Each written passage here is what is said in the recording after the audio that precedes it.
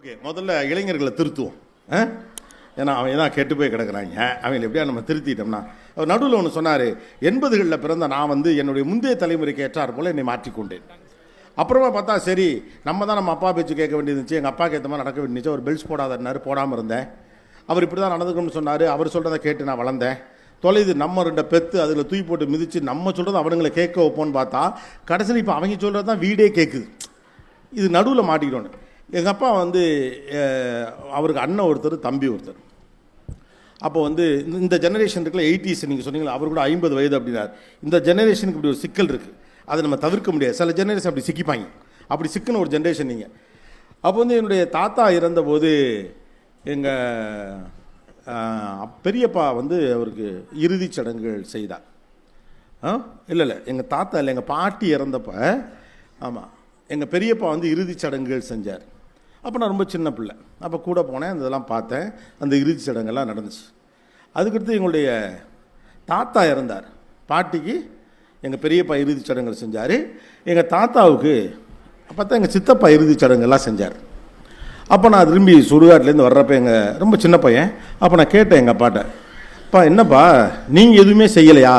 இந்த ஃபார்மாலிட்டிஸ்லாம் பண்ணாங்க, பெரியப்பா பண்ணார், இப்போ சித்தப்பா பண்ணார், நீங்கள் ஏன் பண்ணலை எதுவுமே அப்படின்னு கேட்டோன்னே அவர் சொன்னார், நம்ம மரபில் ஒன்று இருக்குப்பா, தாய்க்கு தலைச்சம் பிள்ளை, தந்தைக்கு இளைய பிள்ளை அப்படின்னார். அப்போ நடுவில் இருக்காது அப்படின்னா அவன் இழிச்சவன் ஏன் அப்படின்னார். கோச்சிக்காதீங்க, எங்கள் அப்பா சொன்னதை நான் சொன்னேன். புரிஞ்சுக்கிறவன் புத்திசாலி. சில ஜெனரேஷன் அப்படி தான் சிக்கும். ஓகே, கால ஓட்டத்தில் சில ஜெனரேஷன் 2 ஹேண்டில் பண்ண முடியாமல் தவிக்கும். கிட்டத்தட்ட நீங்கள் எல்லாருமே பெரும்பாலும் அடுத்த தலைமுறையை திருத்தணும்னு சொல்ல ட்ரை பண்ணதுக்கான காரணம் என்னென்னா, நான் இருப்பதை போல என்னுடைய பிள்ளை இல்லைன்னு நம்ம மண்டைக்குள்ளே ஓடிக்கிட்டே இருக்கு. நான் இப்படிலாம் இருந்தேன், இவனுங்கெல்லாம் இப்படி இருக்கானுங்களே அப்படின்னு சொல்லிட்டு நமக்கு ஒன்று இருக்குது. நான்லாம் எங்கள் அப்பா பார்த்தா பயப்பட்டேன், இவனை பார்த்தா நான் பயப்பட வேண்டியிருக்கு. நான்லாம் பெரியவங்க பேச்சலாம் அப்படியே கேட்டேன். உண்மையாக பொய்யான்னு தெரியாது, ஏன்னா அதெல்லாம் அப்போ நடந்தது. தாத்தா பாட்டி தான் போய் சேர்ந்துருச்சு, நம்ம கேட்டும் தொலைய முடியாது. அதனால் நம்ம பாட்டுக்கு நிறைய கதையும் உருது உண்டு. நானும் அப்படி படிப்பேன்னு சொன்ன அப்பாக்கள் 10ஆம் கிளாஸ் சர்டிஃபிகேட்டை காட்டினதே கிடையாது. நானும் செம்மையாக படிப்பேன்னு சொல்கிற அப்பாக்கள்லாம் ஒரு நாள் 10th சர்டிஃபிகேட்டை காட்டுனா கதை கந்தலை, அது காணா போச்சு, விபத்தில் வீடு எரிஞ்சப்ப என்னுடைய சர்டிஃபிகேட்லாம் எரிஞ்சிருச்சுன்னு ஒரு பழைய மோகன் படத்து கதையை சொல்லி அழுவாங்க. சரி 12th சர்டிஃபிகேட்டாக காட்டு, அது ஒரு இடத்துல போனப்ப எம்ப்ளாய்மெண்ட் தொலைச்சிட்டாங்க. சாரி, யதார்த்தமாக இப்படிலாம் இந்த மாதிரி பொய்கள் உங்களை வச்சு நிறையா சொல்லுவோம் நாங்கள். அப்படி நம்ம சொல்கிறதே உண்டு. ஏன் அப்படின்னா, நம்முடைய பெரும் பிரச்சனை என்ன அப்படின்னா, முன்னாடிலாம் பிள்ளைகளை இன்னொரு பிள்ளையோடு ஒப்பிட்டு கொண்டு இருப்போம் இல்லையா? எய்த்த விட்டு ரமேஷோட இந்த வீட்டு சுரேஷை கம்பேர் பண்ணிக்கிட்டே இருப்பாங்க. இந்த வீட்டில் இருக்கவங்க எய்த்த விட்டு ரமேஷ் எப்படி இருக்கான், நல்ல பிள்ளை, அந்த பிள்ளை மாதிரி ஒரு பிள்ளை இருக்கணும். அவங்க வீட்டில் சொல்லிட்டு இருப்பாங்க, சுரேஷ் எப்படி இருக்கான், ஆக மொத்தம் நம்ம பெற்றது உருப்படாதுன்னு நமக்கே தெரியும் போல் இருக்கு. எய்த்த விட்டு பிள்ளை தான் நல்ல பிள்ளை, பிள்ளையவாத மாற்றிக்கலாம்ல, அதுவும் மாற்ற மாட்டீங்க. நான் பெற்றது, ஐயோ இது எப்படி நான் விடுறது அப்படின்னு நம்ம விடவும் மாட்டோம். அப்போ ஒரு காலத்தில் நாமெல்லாம் என்ன செய்து கொண்டிருந்தோம் அப்படின்னா, ஏதோ ஒரு பிள்ளையோடு நம்முடைய பிள்ளை ஒப்பிட்டு கொண்டே இருப்போம். அதன் வழியாக இந்த பிள்ளைக்கு ஒரு வைராக்கியம் கிடைக்கும் என்ற நம்பிக்கை நமக்கு வந்தது. அந்த எதிர்வீட்டு பிள்ளை நன்றாக இருப்பதாக சொன்னால் அதன் வழியாக கோபப்பட்டு எரிச்சலாகி அதுக்கப்புறம் அது வைராக்கியமாக மாறி காலையில் 6 மணிக்கு எந்திரிச்சு 8 மணி வரைக்கும் படித்து 9 மணிக்கு பள்ளிக்கூடம் போய் சாயந்தரம் 5 மணிக்கு வந்த உடனே காலையெல்லாம் கழுவிட்டு சாமி கும்பிட்டுட்டு மறுபடியும் 6லேருந்து 8 மணி வரைக்கும் படிச்சுட்டு அப்புறம் கொடுக்குற சாப்பாட்டை சாப்பிட்டுட்டு 9 to 10 மறுபடியும் படிச்சுட்டு அவன் தூங்கி ஃபஸ்ட் ரேங்க் எடுத்துருவான்னு நினச்சா அவன் கிடக்குறான் லூசு சுரேஷ்ன்றான் ரமேஷ். இப்போ முடிச்சுட்டாங்க. அதனால இப்போ டயர்டாக என்ன பண்ணிட்டோம்னா, இப்போ நம்மளோட கம்பேர் பண்ண ஆரம்பிச்சிட்டோம். இப்போ அதுதான் இருக்கிறதுலே பெரிய சிக்கல். ஒரு குழந்தையை இன்னொரு குழந்தையோடு ஒப்பிடுவதே பெரும் ஆபத்து அப்படிங்கிறோம். அது பெரிய சிக்கலை உண்டாக்குது. வீட்டுக்குள்ள சிப்ளிங் ரைவல்ரின்னு சொல்லுவாங்க. அண்ணன் தங்கச்சிங்களை கம்பேர் பண்ணுறது. உன் அண்ணன் எப்படி இருக்கான், அம்மாக்கெல்லாம் பெரும்பாலும் பார்த்தீங்கன்னா அந்த மூத்த பசங்களை சொல்லிக்கிட்டே இருப்பாங்க. அவன் ஒன்றும் பண்ண மாட்டான் பெருசா. ஆனால் 2வது பையன் உங்கள் அண்ணன் எப்படி என்ன தெரியுமா, தம்பிக்கிட்ட உங்கள் அண்ணன் எப்படி ஆளும்பாங்க, அண்ணன்கிட்ட உன் தம்பி நல்ல பிள்ளையா இருக்கான், நீ ஏன்டா அப்படி இருக்கமா. ஆக மொத்தத்தில் 2 பேருக்குமே ஒருத்தர் பிடிக்காம பண்ணுற ஏற்பாடை பண்ணிக்கிட்டே இருப்பாங்க. இப்போ நாம் என்ன பண்ணுறோம், புதுசாக இதெல்லாம் டயர்டு பழைய சிலபஸில் வருதுங்கிறதுனால நம்மளோட கம்பேர் பண்ணுறோம். நான்லாம் 18 வயசில் எப்படி இருப்பேன் தெரியுமா, நான் தான் ஃபோட்டோவை பார்த்தேனே, கன்றாவே இருந்தேனே, நான் ரொம்ப நல்லா படிப்பேன், அப்படி இருப்பேன் இப்படி இருப்பேன். இப்போ நமக்கு என்ன தோணுது அப்படின்னு கேட்டால், நான் இருந்ததை போல என்னுடைய பிள்ளை ஏன் இருக்கணும். ஆக்சுவலாக சொல்ல போனால் உள் மனசில் நம்மெல்லாம் இவ்வளோ கஷ்டப்படுறதுக்கான காரணம் என்ன, நான் இருக்கிற மாதிரி என் பிள்ளை இருக்கக்கூடாதுங்கிறதுக்கு தான் இல்லையா?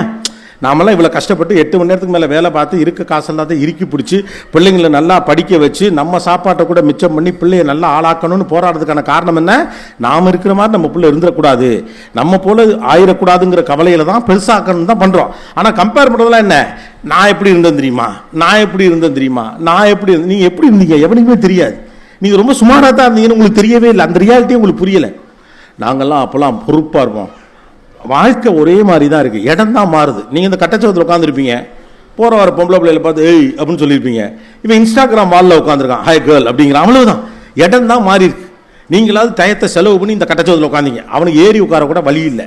அதனால் உட்காந்து ஆன்லைனில் அவன் பாட்டுக்கு அவன் வேலையை பார்த்துட்டு இருக்கான். ரைட்டு தானே? அப்போ நமக்கு ஒரு சிக்கல் எங்கே இடிச்சுக்கிட்டே இருக்குன்னா, என்னை போல என் பிள்ளை இல்லை, இல்லை இருக்கக்கூடாது. அதான் சரி. 30 ஆண்டுகளுக்கு முன்னதாக நீங்கள் இருந்ததை போல 20 வயதில் நீங்கள்லாம் எப்படி இருந்தீங்களோ அப்படிப்பட்டவர்களாக நீங்கள் இப்போ இருப்பாங்களான்னு கேட்டால் இருக்க மாட்டாங்க. இருக்க வேண்டிய அவசியம் கிடையாது. உலகம் மாறிக்கொண்டே இருக்கும். உலகம் மாறுவது பிரச்சனையே இல்லை. உலகத்திற்கு ஏற்றாற்போல் நாம் மாறாமல் இருப்பது தான் பிரச்சனை. உலகம் எப்போதுமே மாறும். மனுஷன் மாறலாம் என்ன ஆகும் தெரியுமா? ஒரு பெண்ணுடைய மாற்றத்தை குறித்து எப்போதுமே நான் விமர்சனம் வச்சுக்கிட்டே இருக்கோம்ல. யோசிச்சு பாருங்க, பெண்ணை தான் உடனடியாக டார்கெட் பண்ணுவாங்க. அவள் ரொம்ப மாறிட்டா அப்படிம்பாங்க, டப்புன்னு மாறிட்டா. ஆம்பளைங்களாம் மாறவே மாட்டானுங்க அப்படின்னு. ஆம்பளைங்களாம் மாறவே மாட்டாங்க. ஏன்னா ஆம்பளை மாறாமல் இருந்தால் கூட பொழப்ப ஓட்டிடலாம். பெண் மாறாமல் இருந்தால் என்ன ஆகும் யோசிச்சு பாருங்களேன். இப்போ ஒரு பொண்ணு இருக்கு, டக்குன்னு மாறிட்டா அப்படின்னா பெண் மேலே இருக்கக்கூடிய முக்கியமான சார்ஜ் என்ன, உடனடியாக மாறி விடுகிறாள். அதுக்கு வெவ்வேறு பேர்கள்லாம் வச்சுக்கிட்டே இருப்பாங்க. பெண் மட்டும் மாறாமல் இருந்தால் என்ன ஆகும் இந்த சமூகம்னு யோசிச்சு பாருங்களேன். அவள் 8ஆம் கிளாஸ் படித்த மாதிரியே அவள் பிள்ளை 8ஆம் கிளாஸ் படிக்கிறப்ப இருந்தால் என்ன ஆகும்? ஊடு. யோசிச்சு பாருங்க. அவள் மாறிக்கொண்டே இருப்பாள். தங்கையாக, அதுக்கப்புறமாக ஒரு நல்ல தோழியாக, அதுக்கப்புறம் அம்மாவுடைய கூட இருந்து வீட்டு நிர்வாகத்தை பார்க்கக்கூடிய ஒரு பெண்ணாக, திருமணமான பிறகு இன்னொரு குடும்பத்துடைய தலைவியாக, அலுவலகத்தில் ஒரு பெரிய பதவியில், இப்படி பல இடத்துல வெவ்வேறு இடத்துல அவள் மாறிக்கிட்டே இருப்பாள். அப்படி அவள் மாறலைன்னா குடும்பம் ஓஞ்சி போயிடும். அவ்வளவுதான். ஆணுக்கு என்ன சிக்கல்னு கேட்டால், பெண் மாறலாம், என் சௌரியத்துக்கு ஏற்ற மாதிரி மாறலாம். ரைட்டா? கல்யாணம் ஆகி 2 வருஷத்தில் என் மாமியார் உடம்பு சரியில்லை, நான் போகணும்னு சொல்லிட்டு அம்மா முடியாதப்ப கிளம்பி போயிடுவாங்க. அவன் அம்மாவுடைய பாயிண்ட் ஆஃப் வியூல அந்த பொண்ணு மாறிட்டா. ஆனால் கணவனுடைய பாயிண்ட் ஆஃப் வியூல என் முட்டாட்டி மாதிரி உலகத்திலே பார்க்க முடியாது. எங்கள் அம்மா அப்படி பார்த்துப்பா, அவன் மாறிட்டா. ஆக்சுவலாக அவங்க அம்மா விட்டு சிலபஸ் படி உலகம் மாறும், மாறிட்டே இருக்கும். மாறாமல் இருந்தால் தான் நம்ம ஒரே இடத்துல உட்காந்துருவோம். பிரச்சனை என்னன்னா, உலகம் மாறிடுச்சு, நான் மைண்ட் லெவலில் மாறாமல் இருக்கேன். அந்த வேர்ல்ட் சேஞ்சஸ். உலகம் மாறுகிற போது கூட சேர்ந்து மனதளவில் நம்ம மாறணும்.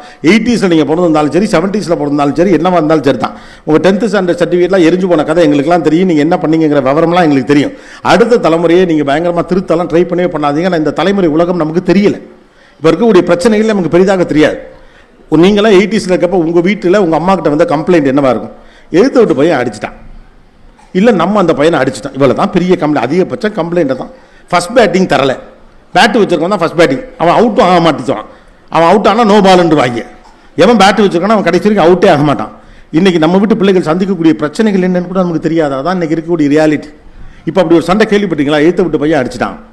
எழுத்து விட்டு பையன் அடிச்சு விட்டான்னு வந்து நம்ம வீட்டில் சொன்னால் நம்ம முதல்ல என்ன சொல்லுவோம் ஞாபகம் இருக்கா அவங்களுக்குலாம்? நம்ம முதல்ல சொல்லுவோம், நீ தான் அவனை அடிச்சிருப்பேன். என்னைக்குமே சொந்த பிள்ளைக்கு சப்போர்ட் பண்ண குடும்பம் ஒரு குடும்பமும் கிடையாது. எல்லாமே எழுத்து விட்டு பிள்ளைக்கு தான் சப்போர்ட் பண்ணிக்கிட்டே இருக்கும். இப்போ பிள்ளைகளுடைய மனவியல் மாறி இருக்கு. நம்ம அம்மா அப்படி சொன்னப்ப போமா அப்படின்னு நம்ம போய் சகஜமாக கடந்ததை போல இப்போது பிள்ளைகள் கடந்து போவது இல்லை. முதல்ல நீங்கள் வாழ்க்கையில் இந்த ஜெனரேஷனை புரிஞ்சுக்கணும், இல்லை இவங்களை திருத்தணும், இல்லை மாற்றணும், ஏதாவது ஒன்று பண்ணணும்னு நினச்சிங்கன்னா இந்த தலைமுறையுடைய உளவியல் என்னங்கிறத புரிஞ்சுக்கணும்.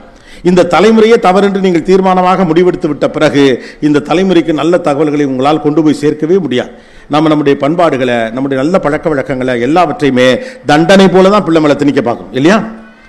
ஒரு குறிப்பிட்ட விஷயத்தை அவன் செய்யணும் அப்படின்னா அதை தண்டனை போல அவன் மேலே திணிக்க பார்க்கணும். பெரிய பிரச்சனை படிக்கிறதே தண்டனை மாதிரி தான் அவன் மேலே திணிக்கணும். படிப்பால் என்னென்னலாம் நடக்கும். ஒரு இலக்கியம் படித்தவன் எவ்வளவு ஏகாந்தமாக அவ்வளோ சந்தோஷமாக இருக்கும். சங்கத்தமிழ்லேருந்து ஒரு பாடலை சொல்லுகிற போது அந்த பொண்ணோட பாடி லாங்குவேஜ் அப்படி இருக்கு, அப்படி கை அப்படி ஒசத்தது. மானம்தான் அவள் அழகுன்னு அவ்வை பாட்டியை பற்றி சொல்லுகிற போது அவங்கள்ட்ட ஒரு பெருமிதம் இருக்குது.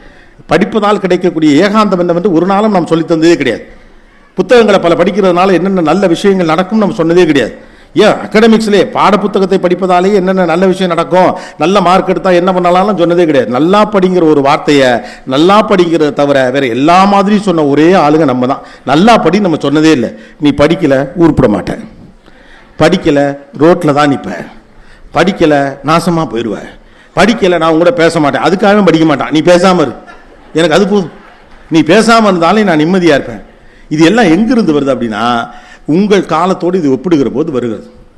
என்னை போல என் பிள்ளை இல்லை, நீங்கள் இருந்தது போல அவன் இருக்க மாட்டான். உங்கள் அப்பா என்ன சொன்னாலும் நீங்கள் கேட்பீங்க. இன்றைக்கி பல பேருக்கு உண்டு இல்லை, எங்கள் அப்பா சொன்னது தேவையில்லாமல் கேட்டுட்டேங்கிற வருத்தத்தோடு இருக்கும். வெளியில் வேணால் சொல்லாமல் இருக்கலாம், அவங்க சொன்னாங்களே அது மாதிரி மனதுக்குள்ளே ஒன்றும் வச்சுக்கிட்டு வெளியில் ஒன்று சொல்ல முடியாமல் இருப்போம். இந்த தலைமுறையுடைய பிக்கஸ்ட் குவாலிட்டி எக்ஸ்பிரஷன். நமக்கெல்லாம் கிடைக்காத மிகச்சிறந்த வாய்ப்பு இந்த பிள்ளைகள் தங்கள் மன உணர்வை அப்படியே வெளிப்படுத்துவார்கள். அவனை வெளிப்படுத்துவதற்கான சுதந்திரமும் தைரியமும் இந்த தலைமுறைக்கு இருக்குது. ஆனால் அவன் படிச்சிருக்கான், நம்ம படிக்க வச்சிருக்கோம். படிப்புடைய மிக முக்கியமான விஷயமே என்னன்னா தன் மனதில் பட்டதை துணிச்சலாக சபையில் வைக்கிறது தான்.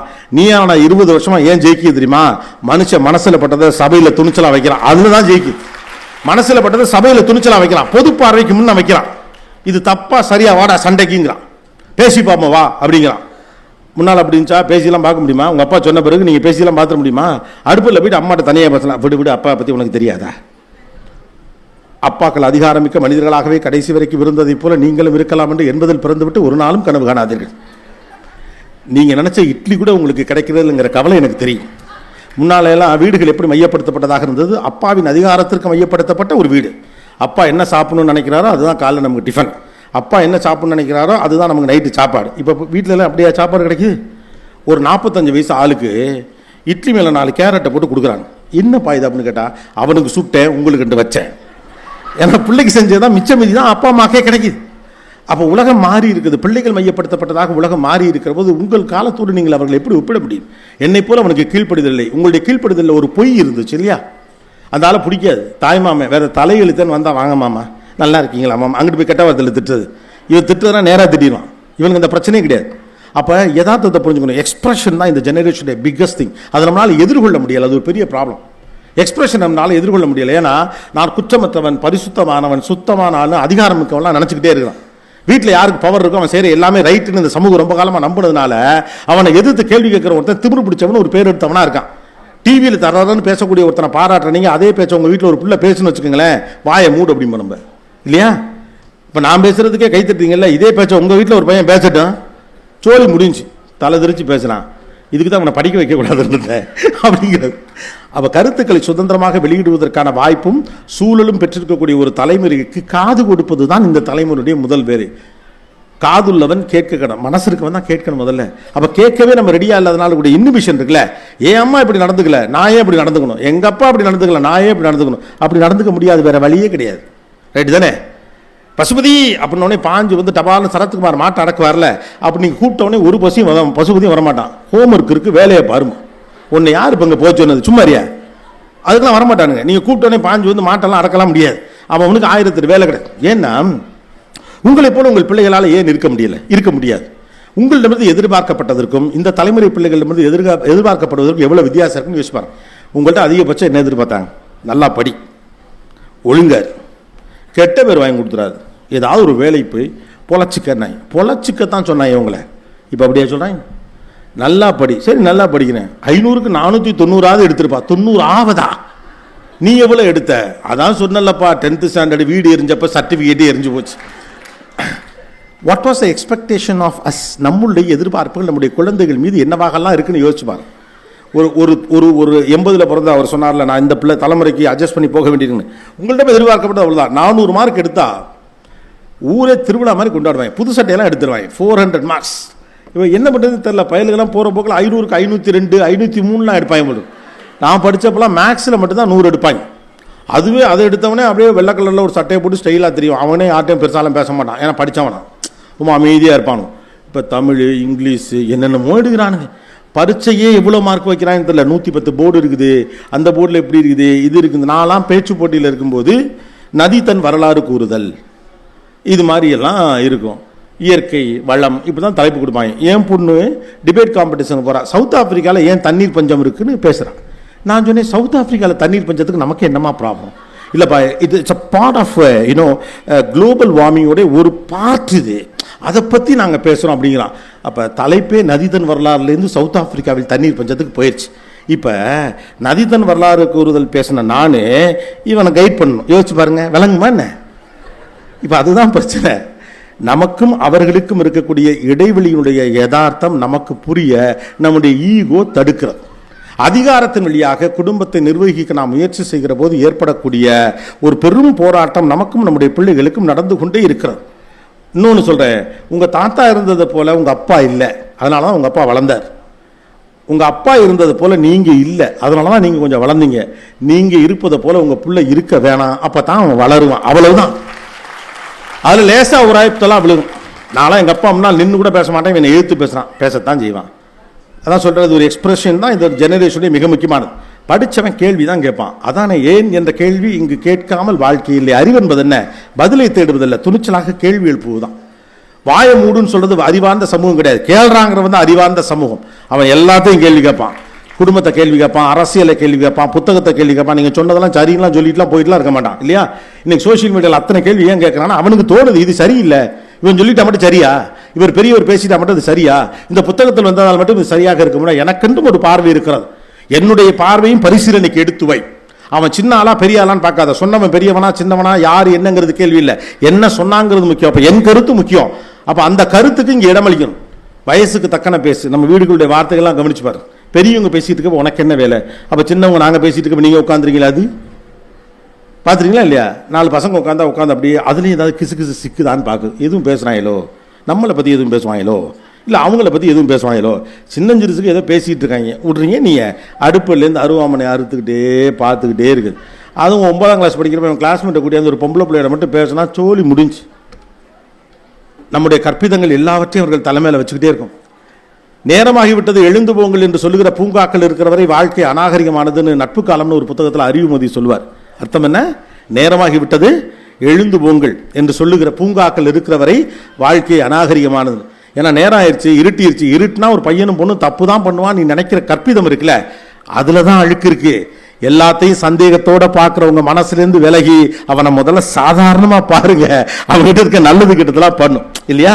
உங்க தாட் ப்ராசஸ், அவங்க கூட அழகா சொன்னாங்களே, உங்கள் எண்ணங்களுடைய வீரியத்துல தான் அதற்கான சூழ்நிலைகளே உருவாகும். உங்க தாட் எல்லாத்தையுமே மாற்றும். நம்ம கற்பனையிலே இந்த சமூகத்தை அணுகிறோம். நம்ம 4-5 கற்பனை வச்சுக்கோம். இந்த ஜெனரேஷன் பசங்களுக்கு நன்றியே இல்லை, பாயிண்ட் நம்பர் 1.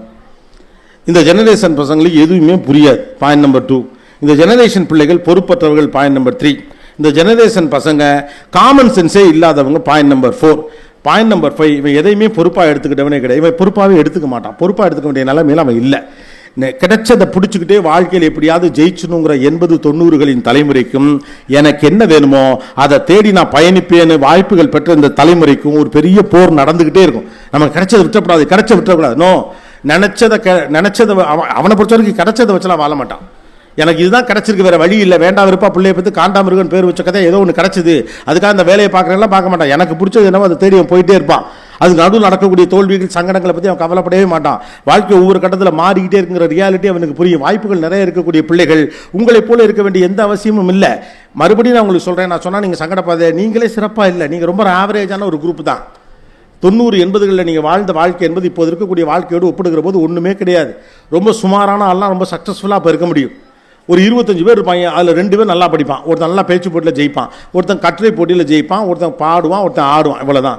இப்போ போய் கல்ச்சுரல்ஸ் ஸ்கூலில் பாருங்கள், எல்கேஜின்ட்டு 3 செக்ஷன் ஏறி ஆடுறாங்க.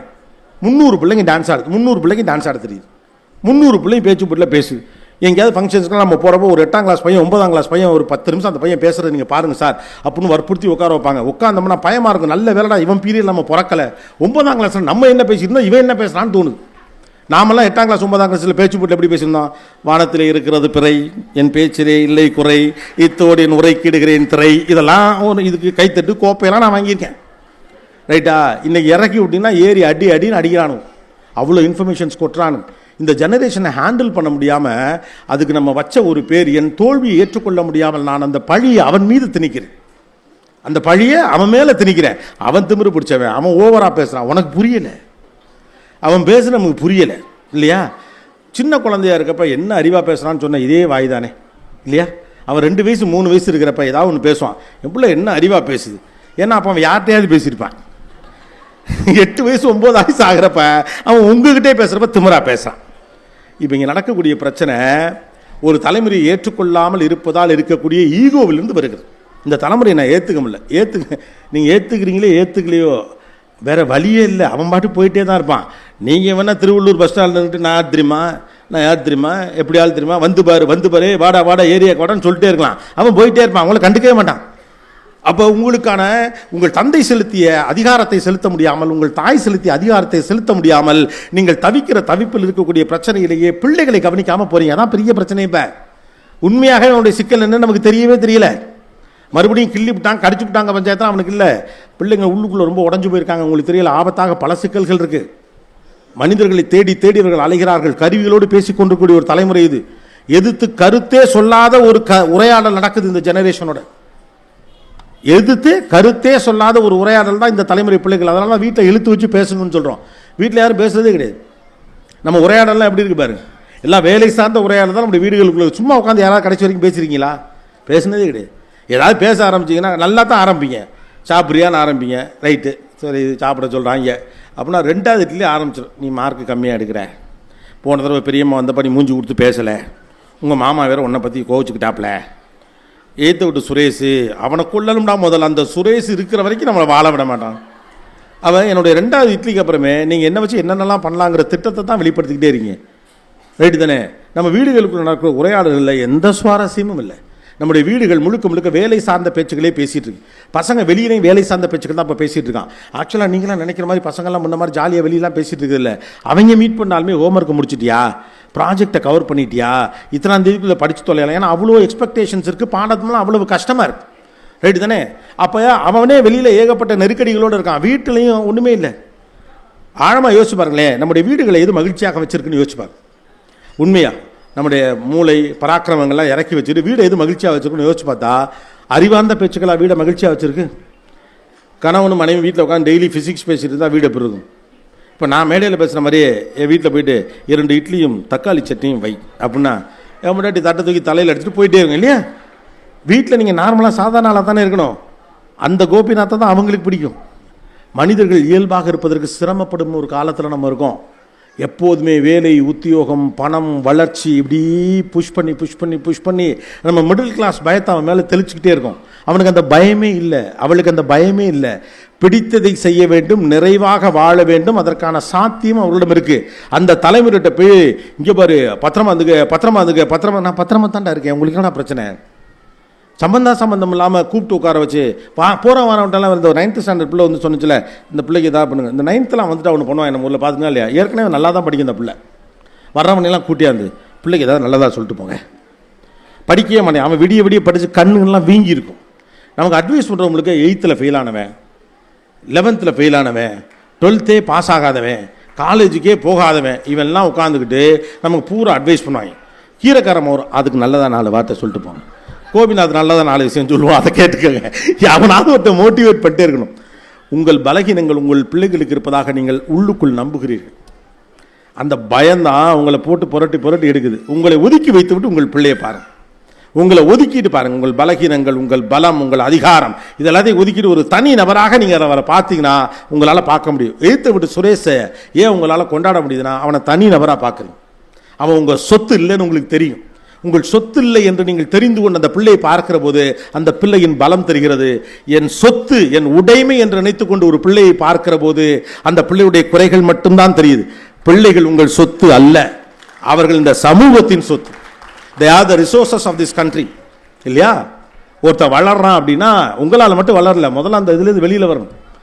கோபிநாத் வந்து இன்னைக்கு மேடையில் நின்று பேசுறான்னா இத்தனை வாத்தியார் பின்னால் நின்றுருக்காங்க, சும்மா கிடையாது. படிக்கும்போது இந்த பயலுக்கு ஏதோ ஒரு இது இருக்குது, நான் போயிட்டு பேச்சு போட்டுலாம் அடிச்சு கப்பா தூக்கிட்டு வருவேன். கரூர் கல்வி மாவட்டத்தில் நம்ம போனோம்னா சுற்றுப்பட்டு கிராமத்துக்கே நம்மளை தெரியும். எல்லாம் முடிச்சுட்டு புதன்கிழமை அன்னைக்கு உட்காந்து கலர் ட்ரெஸ் எங்கள் ஸ்கூலில் போடுவோம். அன்றைக்கி வந்து இந்த பரிசெல்லாம் வாங்கினா அவனை மேடையில் ஏற்றி கௌரவம்லாம் படுத்துவாங்க. எல்லாம் முடிச்சுட்டு அந்த கோப்பையோடு அப்படி பந்தா போனால் எங்கள் முத்தியாலையை காதை பிடிச்சி திருக்கி நீ என்ன பேசணும் உனக்கு கோப்பை கொடுத்தாங்க அப்படிம்பார். என்னடா ஒரு மனுஷன் இப்படி திட்டுறான் நம்மளை, இப்படியெல்லாம் பேசுகிறாரு, நம்ம எவ்வளோ இடத்துல ஜெயிக்கிறோம் போகிறோம், இவர் திட்டுறாரு நம்மளை அப்படின்னு. அவர் புலவர் பட்டம் பெற்ற தமிழாசிரியர். அவர் என்கிட்ட சொல்லுவார், உனக்கு பேச தெரியுது ஆனால் உங்கள்கிட்ட வார்த்தை இல்லை அப்படிம்பார். இன்றைக்கு வார்த்தைகளுக்காக அறியப்படக்கூடிய ஆட்களில் நானும் ஒரு ஆள் நான் நம்புகிறேன். அந்த ஆள் அவ்வளோ வார்த்தை சொல்லுவான், கடன்னு பேசுகிறான் ஐயா அப்படின்னு சொல்கிறாங்கல்ல, உண்ட வார்த்தை பத்தலை, அதனால தேவையில்லாத வார்த்தையெல்லாம் கொண்டாந்து ரேண்டமாக நீ அடிச்சு விட்றடா அப்படிம்பார். அவர் தான் எனக்கு வெண்பா எழுத சொல்லி கொடுத்தார். 4 மலர் காசு பிறப்பில் முடியணும், ஏர்ச்சீர் வண்டல்னா என்ன, வெண்சீர் வண்டல்னா என்ன, அதோடைய தாக்கம் நேர் தேமான ஒரு புத்தகமே நான் எழுதுனேன். என் மவளுக்கு வெண்பானே பேர் வச்சேன். ஒரு வாத்தியார் பிடிச்சி இழுத்தார், டேப் பண்ணார். ஏன்னா அவருடைய உடைமையாக அவரை பார்க்கல. இந்த பையன்கிட்ட ஏதோ ஒன்று இருக்குது பார்ப்போம். இப்படி பல வாத்தியார்கள், நண்பர்கள், உறவுகள் எல்லாரும் சேர்த்து தூக்கி மேலே கொண்டாந்து தான் ஒருத்தனை நிறுத்த முடியும். தானாக ஒருத்தன் தூக்கி மேலெல்லாம் வர முடியாது. கமலஹாசன் அழகாக சொல்லுவார், ஒரு பிள்ளையை தூக்கி பிடிச்சிருக்கப்ப அந்த புள்ள மேலே இருக்கு, ஆனால் தூக்கி பிடிச்சிருக்கிறதுனால தான் புள்ள மேலே இருக்குன்னு பிள்ளைக்கு தெரியணும் அப்படிம்பார். அப்படி தான் நான் மேடையில் நிற்கிறேன். எல்லாம் தூக்கி பிடிச்சி தான் ஒருத்தன் மேடையில் வந்து நிற்கிறான். ரைட்டு தானே? அப்போ எல்லாருமா சேரணும். அப்போ முதல்ல சேரணும்னா முதல்ல நீங்கள் உடமையாக பார்க்காதீங்க, அவங்ககிட்ட என்ன இருக்குன்னு பாருங்கள். நம்ம ஏன் உடமையாக பார்க்குறோன்னா என் கனவுகளை இந்த பிள்ளை வந்து வெளியில் எக்ஸிக்யூட் பண்ணணும், அதுக்கு தான் நம்ம பெற்றதே. வைரமுத்து ஒன்று சொல்லுவார், அது அந்த வரிகள் கரெக்டாக ஞாபகம் இல்லை. ஜப்பானில் ஒரு குழந்தை விஞ்ஞானியாக பெற்றெடுக்கப்படுகிறது, அமெரிக்காவில் ஒரு குழந்தை அறிஞராக பெற்றெடுக்கப்படுகிறது, என்னமோ சொல்லுவார். சொல்லிட்டு கடைசியாக சொல்லுவார், இந்தியாவில் மட்டும் ஒரு பிள்ளை கொல்லிக்காக பெற்றெடுக்கப்படுகிறது. ஏன்னா கடைசியில் ஒன்றுமே இல்லைனா கொல்லி போட ஒரு பிள்ளை வேணாமா, கொண்டே பெசன்ட் நகரில் கொடுக்கடா, சொம்பில் தந்துடுவான். ஏன்டா இதுக்கெல்லாமாடா ஒரு பிள்ளை வைப்பீங்க? ஆத்திர அவசரத்துக்கு வரதுக்கு பக்கத்து விட்டு நான் ஒன்றா டேட்டு கிடச்சா வரப்போகிறேன் ஆத்திர அவசரத்துக்கு புள்ள பார்க்கறதுக்குலாம் ரீசன் வேண்டாமா, ஒரு நியாயம் வேணாமா? அப்போ பிள்ளை உடமையாக பார்ப்பது, சொத்தாக பார்ப்பது. யார் யாருடைய சொத்தும் அல்ல. உங்கள் மனைவி கூட உங்கள் சொத்து அல்ல, உங்கள் கணவர் உங்கள் சொத்து அல்ல. இன்னைக்கு இளம் பிராயத்துடைய யங்கர் பீப்புளுடைய ப்ராப்ளம் என்ன?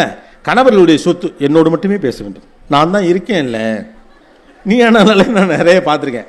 ஃப்ரெண்ட்ஸோட வெளியில் போகக்கூடாது, ஏன் போகக்கூடாது? அப்புறம் நான் தான் இருக்கேன்ல, நீ எங்கூட இரு, ஞாயிற்றுக்கிழமை ஃபுல்லாக எங்கூட இரு. அவன் ஃப்ரெண்டோட போகக்கூடாது, அப்புறம் நான் வந்த பிறகு அவனுக்கு என்ன ஃப்ரெண்டு வேண்டி கிடக்கு? ஏன்னா அவர் என்னுடைய உடைமை, நான் பொழுதுபோக்குக்கு வச்சு விளையாடுவேன். குழந்தை என்னுடைய உடைமை, மனைவியினுடைய உடைமை. Your life partner is your partner, not your asset.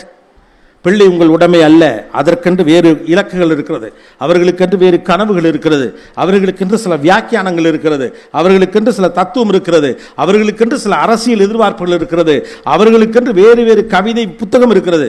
நீங்கள் படித்ததே தான் அவனும் படிக்கணும், நான் பண்ணதே தான் அவனும் பண்ணணும், என்ன மாதிரியே தான் அவனும் இருக்குன்னா கடைசி வரைக்கும் உங்களை மாதிரியே தான் அவனும் இருப்பான்.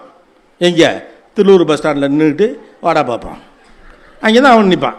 நீங்கள் இந்த மேற்கு பக்கமாக நிற்பீங்க, அவன் கிழக்கு பக்கமாக நிற்பான். அவங்க ஃபேமிலி அப்படி தாங்க, அங்கேன்னு வாடா பார்ப்போன்னு சொல்லிக்கிட்டு இருப்பாங்க. அப்படி சொல்ல வேண்டியதான்.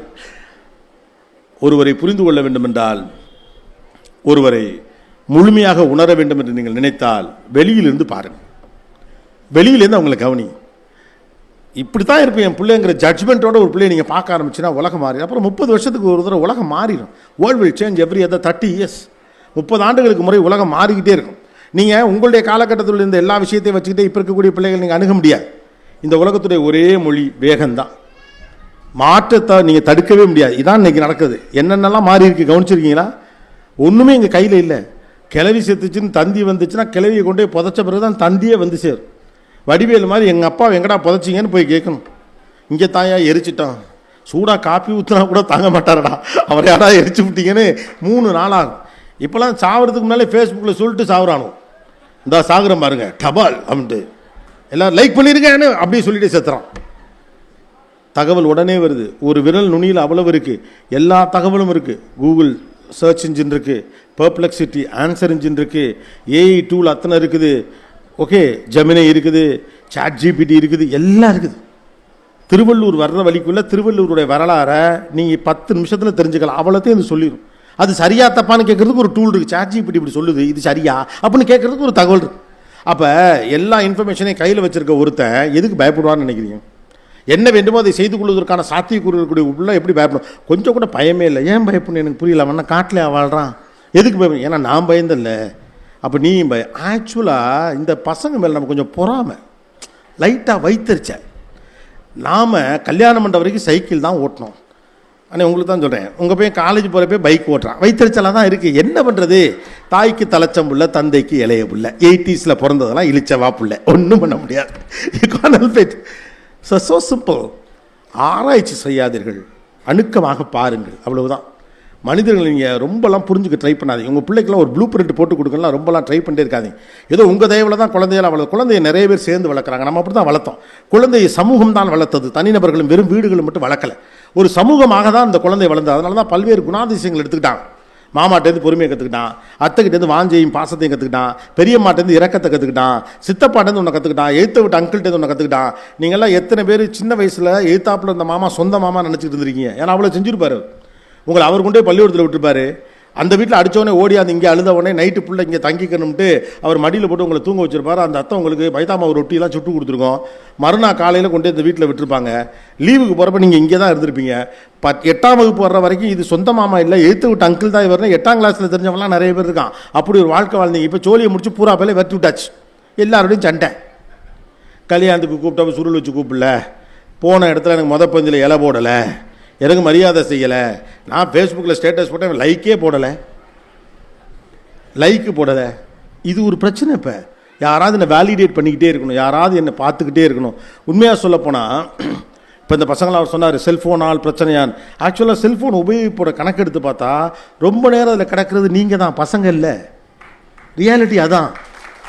ஆளே இல்லாத ஆள்கிட்ட பேசிட்டு ஒரு கதை சொன்னாங்கல்ல, நீங்கள் தான் ரொம்ப, அவனுங்க அந்த டெக்னாலஜிலாம் தாண்டி போயிட்டானுங்க. இதெல்லாம் அவங்களுக்கு ஓல்டு டெக்னாலஜி. ஃபேஸ்புக்கு இதெல்லாம் ரொம்ப பழைய டெக்னாலஜி. உங்களுக்கு ரொம்ப மிரட்சியாக தெரியுது. அப்படியே அப்பா நம்ம எடுத்த போட்டாவா நம்மளே போடலாமா, அதை நம்மளே பார்க்கலாமா, ஓ மை காட் அப்படின்னு சொல்லி நீங்கள் தான் நினச்சிட்டீங்க. அவங்களுக்கெல்லாம் பழைய டெக்னாலஜி. அதனால் ரொம்ப குழப்பிக்காதீங்க லைஃப்பை.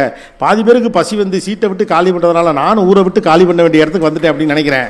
தம்பி லைவில் வேற போதா, இது வேற மனசு விட்டு பேச முடியல, பூராவும் எடிட் இல்லாமல் அது பாட்டுக்கு லைவில் போகுது.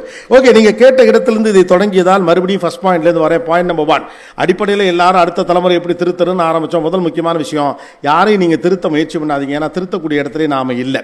இரண்டாவது, உங்கள் அதிகாரத்தின் வழியாக இந்த பிள்ளைகளை நீங்கள் வழிநடத்த முயற்சிக்கிற போது அவர்கள் உங்கள் பிடியில் இருக்க மாட்டார்கள், அவர்கள் வாழ்க்கையை அருகில் சென்று அணுக்கமாக பாருங்கள். மூன்றாவது, உங்கள் மனைவியோ குழந்தையோ யாராக இருந்தாலும் கணவராக இருந்தாலும் அவர்களுடைய உடைமை அல்ல, ஒவ்வொரும் தனிநபர்கள், அவர்களுடைய விருப்பு வெறுப்புகளுக்கு நீங்கள் இடம் கொடுக்க வேண்டும். நான்காவது, இந்த தலைமுறை எக்ஸ்பிரசிவான ஒரு தலைமுறை, தன் மனதில் பட்டதை சபையில் வைக்கக்கூடிய துணிச்சல் அவர்களுக்கு இருக்கிறது. அது உங்களுடைய பழைய அதிகாரத்திற்கு எதிரான விஷயமாக இருப்பதால் உங்களால் ஏற்றுக்கொள்ள முடியவில்லை, வேறு வழியிலே ஏற்றுக்கொள்ளுங்கள். அஞ்சாவது, உங்களைப் போலவே உங்கள் பிள்ளை இருக்கணுங்கிற எந்த அவசியமும் கிடையாது. காரணம், மாறி இருக்கக்கூடிய உலகத்தின் பிரஜைகளாக அவர்கள் இருக்கிற போது அவர்களுடைய மொழி என்பது வேறாக இருக்கும். ஆறாவது, நினைச்சதை கிடைச்சதை பிடிச்சி எப்படியாவது மேலே வந்துடணும் அப்படின்னு பதட்டத்தோடு வளர்ந்த ஒரு சமூகத்துக்கு நினைச்ச வாழ்க்கையை நான் வாழ்வேன் அப்படிங்கிற நம்பிக்கையோடு போகிற ஒரு தலைமுறை தலைதறிச்சு திரிகிற மாதிரி தெரியும். பயப்படாதீங்க, அவனுங்கெல்லாம் கரை சேர்ந்துருவானுங்க. ஏழாவது, உங்கள் பாலிய காலத்தோடு இந்த காலத்தை நீங்கள் ஒப்பிடுவதற்கான ஒரே காரணம் என்னன்னா, உங்கள் காலம் சிறந்ததாக இருப்பதாக நீங்கள் நம்பிக்கொண்டே இருக்கிறீர்கள். எப்போதுமே தன் காலம் சிறந்ததுன்னு எல்லாருமே சொல்லிட்டு இருப்பான். ஒவ்வொரு காலத்திலையும் மாற்றம் நடந்துகிட்டே இருக்கும், மாறலைன்னா தான் உலகம் கஷ்டப்படும். எட்டாவது, நீங்கள் விரும்பினாலும் விரும்பாவிட்டாலும் இந்த உலகம் மாறத்தான் செய்யும். ஏன்னா உலகம் மாறுவது அதோட இயல்பு, அதற்கேற்றாற்போல் உங்கள் மன அமைப்பை நீங்கள் தான் மாற்றிக்கொள்ள வேண்டும். ஒன்பதாவது, பிள்ளைகளை திருத்தலாம் ட்ரை பண்ணாதீங்க, வெளியே ஆளாக இருந்த அந்த பிள்ளையை அணுக்கமாக பாருங்கள், அப்போ தான் நீங்கள் அவங்களை வழிநடத்த முடியும். ஒரு தவறான தலைமுறை இதுன்று நீங்கள் மனதுக்குள்ள முடிவெடுத்து விட்ட பிறகு அவர்களை சரி செய்யத்தான் ட்ரை பண்ணுவீங்களே ஒழிய அவருடைய வளர்ச்சிக்கு நீங்கள் நிற்க மாட்டீங்க. பத்தாவது, கடைசியாக சொல்கிறேன், இதில் சேர்க்காது, உங்களுக்கும் உங்கள் கணவருக்கும் நடுவில் உங்கள் பிள்ளையை சேர்க்காது. இது ஒரு பெரிய பிரச்சனை. புள்ளங்கிறது அப்புறமா அவன் பாரு என் பொண்டாட்டியோட போயிட்டான், அவன் பாரு அவன் பொண்டாட்டி பேச்சை கேட்டுக்கிட்டு போயிட்டான், அவன் புருஷன் பேச்சை கேட்டுக்கிட்டு போயிட்டான், அப்புறம் யார் பேச்சை கேட்பாங்க? உங்களுக்குலாம் என்ன கவலை? உங்கள் புருஷன் உங்கள் பேச்சை கேட்கல தானே கவலை. உங்கள் மருமகளையும் அப்படி கவலை பண்ணும், நல்லது தானே. நீங்கள் என்ன கவலைப்படுறீங்களோ அதே உங்கள் மருமகளும் கவலை பண்ணுமா என்ன? உங்களுக்கு சொல்லி இந்த படகு உங்களுக்கு சொந்தம் இல்லை, பிள்ளைங்க மேலே ரொம்ப அப்சஸ்டாக இருக்காதீங்க. அப்படி அப்சஸ்டாக இருக்கிறனால தான் உங்கள்கிட்ட எல்லாத்தையும் சொல்லிட்டு அவன் செய்யணும்னு நினைக்கிறீங்க. நீங்கள் விரும்பலாம் மாட்டி இந்த படகு உங்களுக்கு சொந்தம் இல்லை, அவன் எங்கேயோ போயிடுவான். நீங்கள் உங்களோட கடைசி வரை இருக்க போது உங்கள் கணவர் தான், உங்கள் கூட கடைசி வரை இருக்க போது உங்கள் மனைவி தான். சொல்கிறதுக்கு ஆம்பளைங்க இல்லை, பூரா பேரும் போயிட்டாங்க. கடைசி வரை உங்களோடு வரப்போவது உங்கள் மனைவியோ உங்களோட கணவர் தான்.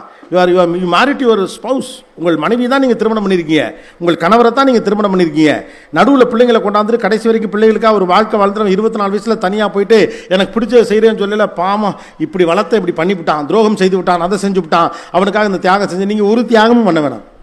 நீங்கள் உங்களை பார்த்துங்க, அது போதும், அவனை பார்த்துப்பான். நீங்கள் எல்லாத்தையும் பண்ணிவிட்டு வாழ்க்கை முழுக்க உங்கள் அப்பா அவங்க அப்பாக்காக தியாகம் பண்ணணும். ஏதோ 80s பிறந்த பிறகு வேறு வழி இல்லாமல் காலம் முழுக்க தியாகம் பண்ணுறாரு. எதுக்கு எல்லாரும் தியாகம் பண்ணுறீங்க? தேவையான அளவுக்கு தியாகம் பண்ணுங்க. தியாகத்தின் வழியாக நீங்கள் அடையாளம் காணப்படுங்கிற எந்த அவசியம் கிடையாது. உங்களோட அறிவின் வழியாகத்தான் நீங்கள் அடையாளம் காணப்படும், உங்கள் ஆளுமையின் வழியாகத்தான் நீங்கள் அடையாளம் காணப்படணும். இந்த சமூகத்திற்காக நீங்கள் செய்த கான்ட்ரிபியூஷன் இருக்குல்ல, பங்களிப்பு, அதன் வழியாகத்தான் நீங்கள் அடையாளம் காணப்படணும். உங்கள் தியாகத்தின் வழியாக நீங்கள் அடையாளம் காணப்பட வேண்டும் என்ற எந்த அவசியமும் இல்லை. நீங்களும் தியாகத்தை பண்ணி எங்களையும் தியாகம் பண்ண சொல்லி உசுறு எடுத்து உங்கள் தியாகத்தை தூக்கி தீயில வைக்க சும்மா இருங்க. அவனை பார்த்துக்குங்க. புள்ள பின்னாலே தெரியுறது. ஸ்கூலுக்கு கூட்டிகிட்டு போகிறது, அங்கே கூட்டு போகிறது, இங்கே கூட்டு போகிறது, எல்லாத்துக்கும் போகிறது. அவனே கேட்டாலும் விடுறதில்ல. எல்லாம் பண்ணி காலேஜ் இதெல்லாம் பண்ணி அவனுக்குலாம் ஒரு கல்யாணம் பண்ண பிறகு தான் வீட்டில் ஒரு கேரக்டர் இருக்குன்னு ஞாபகத்துக்கு வருது. ஐயோ இந்த ஆள் 25 வருஷத்துக்கு மேலே கட்டினமே, இப்போ வீட்டில் யாரும் இல்லைல்ல, இப்போ என்ன பண்ணுறது தெரியாமல் வாங்க சாப்பிடலாம், இல்லைப்பா நானே சமைச்சுக்கிறேன்ட்டு வர்றாரு. அவர் காஃபி போட்டு பழகியிருப்பார், அவரே காலைல கோயிலுக்கு போயிடுவார், வாக்கிங் போயிடுவார், காலைல பேப்பர் அவர் ரொட்டீனுக்குள்ள வந்துடுவார். திரும்ப குடும்ப வாழ்க்கையில் இருந்தாலும் கொண்டாட முடியாது. மனைவியும் அப்படி தான், வேலை காசு போனானே நீங்கள் ஓடிட்டு இருந்தீங்கன்னா அவங்க ஒரு தனி வாழ்க்கை அமைச்சிருவாங்க. அவங்களுக்கு ஒரு ஸ்கெடியூல் இருக்கும். எனக்கு தெரிஞ்ச ஒரு அங்கிள் சொல்லுவார், ரிட்டையர்ட் ஆன பிறகு உங்கள் ஆட்டியை கூட்டிட்டு நான் காசி மாராமேஸ்வரம் போவேன்பார். ரிட்டையர்ட் ஆன பிறகு நான் டெய்லி காலையில் ஃபில்டர் காஃபி குடிப்பேன் அப்படிம்பார். நான் ரிட்டையர்ட் ஆன பிறகு டெய்லி அனுமார் கோயிலுக்கு போவேன் காலையில் அப்படின்னு சொல்லுவார். பெருமாள் கோயிலுக்கு போவேன் அப்படிலாம் சொல்லுவார். சொல்லிட்டே இருப்பார். எப்போ போனாலும் அவர் ரிட்டையர் ஆகிற பற்றி தான் பேசுவார். ரிட்டையர்ட் ஆன பிறகு அவங்க ஆண்டியை கூட்டிட்டு நான் கொடைக்கானல் போய் 1 வீக் தங்கிடுவேன்டா அப்படின்னு. அதில் ஒன்று கூட அவர் செய்யலை. ஏன்னா அவரால் செய்ய முடியல. அவர் நினச்சிக்கிட்டு இருக்காரு இவர் கோயிலுக்கு போனோடனே அவர் வாங்கன்னு கூட்டிகிட்டு போவார்னு. போனால் கோயில் வாசலில் 300 பேர் நிற்கிறான். வரிசையில் தான் சாமி கும்பிட்டு வாங்குற விவரமே எனக்கு தான் தெரியும் இருக்கு. அப்புறம் காலையில் ஃபில்டர் காப்பி இவருக்கு ஒத்துக்கலை, வயசாயிருச்சு, குடிக்க வேண்டிய கட்டத்தில் குடிக்கலை, குடித்தா பேதியாகுது, குடிக்க முடியல. கொடைக்கானலுக்கு அவங்க ஒய்ஃப் வர முடியாட்டாங்க, எனக்கு குளிருன்ட்டாங்க. காசி ராமேஸ்வரம் தனியாக போ, ஏற்கனவே நான் தனியாக தான் இருக்கேன்ட்டாங்க. வாழும்போதே வாழ்ந்துக்கங்க, எல்லா வேலையும் முடிச்சுட்டாலாம் அப்புறம்லாம் வாழ முடியாது. அப்புறம் உங்கள் பயலுக்கு சொல்லுவாங்க உங்களை யார் வாழ வேணாம்னு சொன்னால் நாங்களாக சொன்னோம். அப்புறம் மறுபடியும் திருவூர் பஸ் ஸ்டாண்டில் போய் நின்றுக்கிட்டு நான் யார் தெரியுமான்னு லிவ் யுவர் லைஃப். உங்கள் பிள்ளைகளை உங்கள் இருவருக்கும் நடுவில் விடாது. எப்போ விட்டு வைக்கணும்னு கவனிச்சிங்கன்னா உங்களுக்கே தெரியும். கல்யாணம் புதுசில் ஹனிமூன் போகிறேன்ட்டு ஒரு ஃபோட்டோலாம் எடுத்துருப்பீங்க, ஞாபகம் இருக்கா? வீட்டில் இருக்கும், அதை போய் பாருங்கள். கல்யாண ஃபோட்டோ பார்க்குறது தான் கடுப்பாக இருக்கும், ஹனிமூன் ஃபோட்டோ கொஞ்சம் நல்லா தான் இருக்கும். பாருங்கள், கன்னத்தோடு கண்ணம் வைத்தபடி ஒரு புகைப்படம், கைகள் இரண்டையும் கோர்த்தபடி ஒரு புகைப்படம், நெற்றியோடு நெற்றி இடித்தபடி ஒரு புகைப்படம், சூரிய கதிர்கள் குறுக்கே வரும்போது அதை பார்த்தபடி ஒரு புகைப்படம், அப்புறம் 2 பேரும் கைகளை கோர்த்து கொண்டபடி ஒரு புகைப்படம். இப்படியா புகைப்படமாக இருக்கும். தொப்பி தூக்கும் பாறையில் ஒரு புகைப்படம், 2 பேரும் ஒரே மாதிரி குல்லா போட்டு ஒரு புகைப்படம், குதிரையில் ஏறி நின்று இருவரும் இன்னொரு குதிரையை பார்ப்பது போல ஒரு புகைப்படம். இப்படி கன்றாவியாக ஒரு 20 புகைப்படம் நாமே சிறப்பென்று நினைத்து கொண்டு எடுத்துக்கொண்டு அற்புதமான புகைப்படங்கள், நல்ல படங்கள் தான். கல்யாணம் ஆகி அதெல்லாம் எடுத்தீங்கல்ல, ஒரு 7 வருஷத்துக்கு அப்புறம் நீங்கள் நல்லது கெட்டதுக்கெலாம் போயிருப்பீங்க பாருங்கள். கல்யாணம், காது குத்து, ஃபங்க்ஷன்லாம் போயிருப்பீங்களே, அப்போ எடுத்த புகைப்படத்தெல்லாம் பாருங்களேன். உங்கள் 2 பேருக்கு நடுவில் அந்த புள்ள நிற்கும். யாராவது பிள்ளைய இந்த பக்கம் நிறுத்தியோ இந்த பக்கம் நிறுத்தியோ ஃபோட்டோ எடுத்துருக்கீங்களா? அந்த பிள்ளை போனால் இழுத்து பிடிச்சி நடுவில் தான் நிறுத்துவீங்க. ஏன்னா இந்த உலகமே இந்த பிள்ளைக்காக தான். இல்லை, இந்த பிள்ளை உங்கள் சொத்தும் அல்ல, இது உங்களோடு இருக்க போவதும் அல்ல, அது என்றைக்கும் ஒரு நாள் உங்களை விட்டு தான் போகுது. உங்களை நீங்கள் பார்த்துங்க. இப்போ நான் போட்ட போல நைட்டு போய் எவனுக்கு இட்லியே கிடையாதுன்னு சொல்லாதீங்க, அதுக்கு அந்தளவு போயிடாதீங்க, சரியா? 10ஆவதாக இந்த விஷயம், you are married to your spouse, not your kids. Let them live an their own world. அவர்களை ஃபெசிலிட்டேட் பண்ணக்கூடிய ஒரு இடத்த மட்டும் இருங்க. 10 சொன்னதில் 1 2 ஞாபகத்தில் இருந்தால் சந்தோஷம். சந்தனக்காற்று நம் ஜன்னலில் வீசட்டும், சரித்திரம் நாளை நம் சாதனை பேசட்டும். நன்றி, வணக்கம், தேங்க்யூ.